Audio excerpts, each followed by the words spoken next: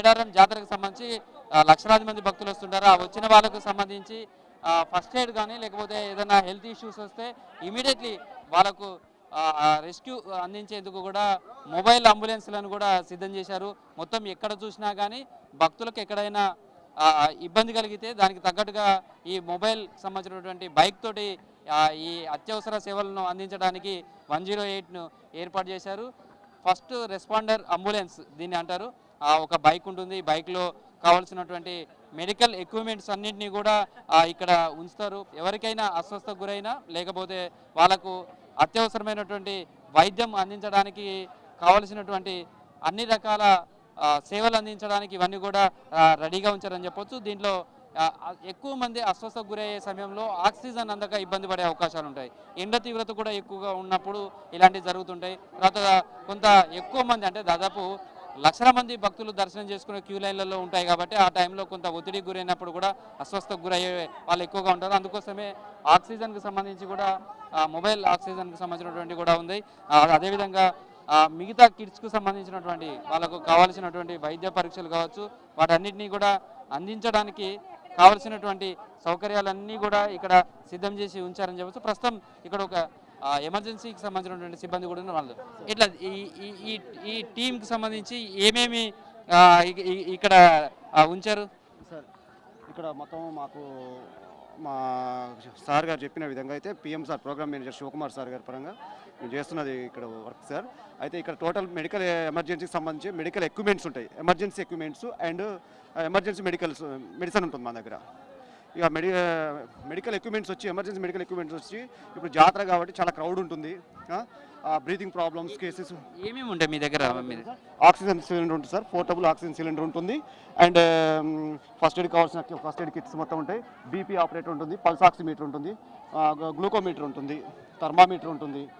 Next one ఎక్కువ కూడా ఇట్లాంటి జాతరలలో ఎలాంటి సిమ్టమ్స్ లేదా ఎట్లాంటి వాటికి వైద్యం సంబంధించి? ఓకే సార్, ఇక్కడ ఎక్కువ ఇలాంటి జాతరలు ఏమవుతుందంటే మొత్తం డస్ట్ ఉండి breathing problems, allergies, next one చిన్న చిన్న ఏమన్నా ఇంజురీస్, ఇప్పుడు ప్రజెంట్ పేషెంట్ గాజు కోసుకోవడం ఇలాంటివి ఉన్నది ఇంజురీస్ ఉంటాయి సార్. నెక్స్ట్ కొంతమంది ఏందో మనకు లైన్లో నిలబడడం వల్ల గ్లూకోజ్ డౌన్ అయ్యి పడిపోవడం, స్లో పడిపోవడం ఇలాంటి కేసెస్ ఎక్కువ వస్తుంటాయి సార్. దానికి సంబంధించిన మెడిసిన్స్ అన్నీ కూడా మీకు అవైలబుల్ ఉన్నాయా? దీని తర్వాత ఫస్ట్ ఎయిడ్ చేసిన తర్వాత కూడా మళ్ళీ పంపేయడానికి హాస్పిటల్ వెళ్ళడానికి సార్ మేము ఫస్ట్ ఎయిడ్ చేస్తాం సార్. ఫర్దర్గా మాకు ఫర్దర్ ట్రీట్మెంట్ కోసం మా 108 పెద్ద బండ్లు ఉన్నాయి సార్. ఆ వెహికల్స్ కూడా పెట్టారు. అవి మొత్తం కలిపి టోటల్ 108 టీమ్స్ వచ్చి 30 సార్. మా మొబైల్ వెహికల్స్ వచ్చి 40 సార్. మొత్తం 70 వెహికల్స్ ఉన్నాయి సార్. 70. ఎట్లా ఉందంటే మీకు ఇక్కడికి ఏమంటే మీకు ఏదో ఇన్సిడెంట్ అయింది, ఇమీడియట్లీ మీకు వైద్యం అందించడానికి స్పాట్లో రెస్పాండ్ అయింది. అక్కడ కానిస్టేబుల్ చెప్పారు ట్రీట్మెంట్ వాళ్ళు టెంపరీ చేసి ఇక్కడికి పంపించి సార్ ట్రీట్మెంట్ చేసి కంప్లీట్ చేసింది. Okay sir. ఏమైంది మీకు? చిన్న జనాలు ఏం చేస్తారంటే అమ్మవారికి సంప్రదించాలని గాజు ముక్కలు, జాకెట్ ముక్కలు గద్దెల పైన వేస్తుండ్రు. వేసిన తర్వాత ఏమవుతుందో పలిగిపోయి జనాలకు కూర్చుతున్నాయి ఆటోమేటిక్గా. దానివల్ల ఈ ట్రీట్మెంట్ కావచ్చు 108 సిబ్బంది కావచ్చు వీళ్ళంతా ఎట్లా ఉంది ట్రీట్మెంట్ లోపల సెక్యూరిటీ పరంగా కూడా? చాలా బాగుంది సార్. అట్లేం లేదు, ఇంత ముందు కానీ ఇప్పుడు చాలా వెరైటీగా చాలా బాగున్నది.